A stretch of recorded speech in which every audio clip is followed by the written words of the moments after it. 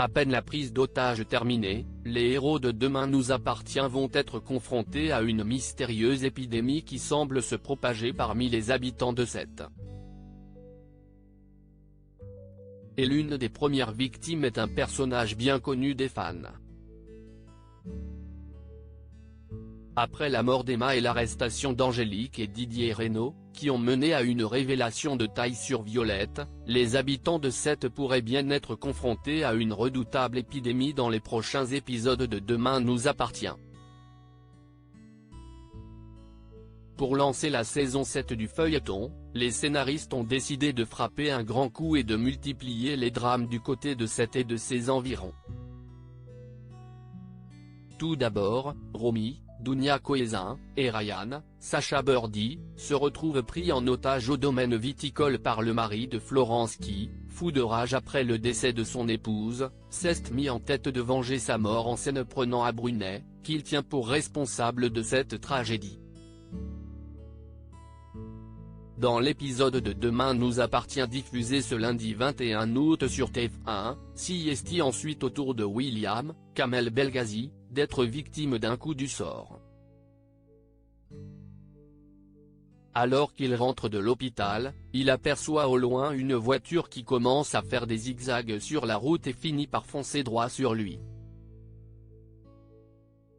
Pour éviter le chauffard, William freine de toutes ses forces, dévie sur le bas-côté et est finalement victime d'un accident voiture. Plus de peur que de mal pour le père de Manon, qui s'en sort heureusement sans trop de séquelles. Mais si est-il là le début d'une enquête épineuse pour la police. Bruno Paoletti frappé par un malinconnu dans un nouvel extrait de Demain nous appartient dévoilé en avance par TF1, William, qui a déjà repris le travail, fait venir Alexandre Brasseur, et Gilles, Laurent Gamelon, pour leur poser des questions à propos de Bruno Paoletti, Kevin Lévy, le père de Nathan, qui a été admis la veille dans un état critique. Bruno, qui n'est autre que le conducteur qui a foncé sur la voiture de William, a été retrouvé inanimé le lendemain de l'accident. Alors que Nathan est le premier à penser que son père a une fois de plus abusé de l'alcool, Bruno explique qu'il se sent mal depuis plusieurs jours et qu'il a été pris de vertiges et de nausées le soir de l'accident, qui ont entraîné la perte de contrôle de son véhicule.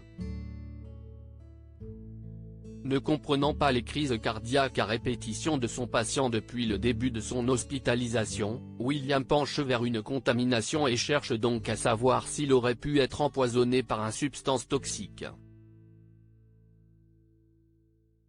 Il est en réanimation, annonce-t-il à Alex et Gilles, qui s'inquiètent pour Bruno. Et à chaque nouvelle crise il s'affaiblit. Si on n'arrive pas à poser le bon diagnostic, on risque de le perdre. On a écarté différentes pistes. Il reste celle de la contamination sur la durée au contact de produits dangereux. Il a été empoisonné ? Lui rétorque Alex, un peu surpris par la tournure des événements.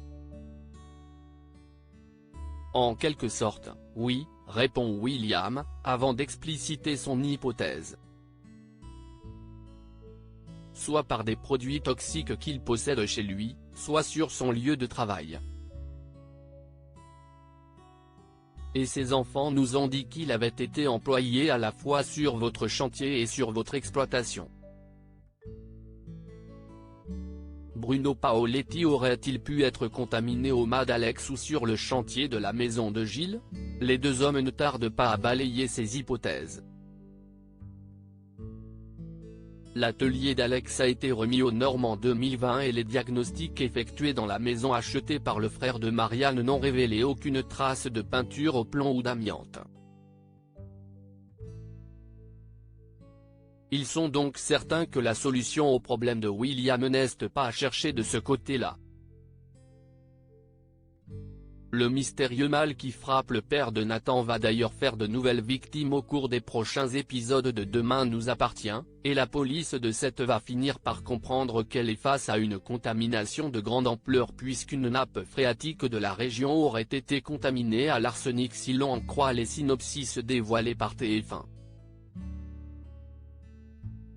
Le mât d'Alex et le chantier de Gilles pourraient-ils se trouver à proximité de cette nappe phréatique ? De nombreux personnages du feuilleton sont-ils en danger de mort ? Réponse dans la suite de Demain nous appartient, du lundi au vendredi à 19h10 sur TF1.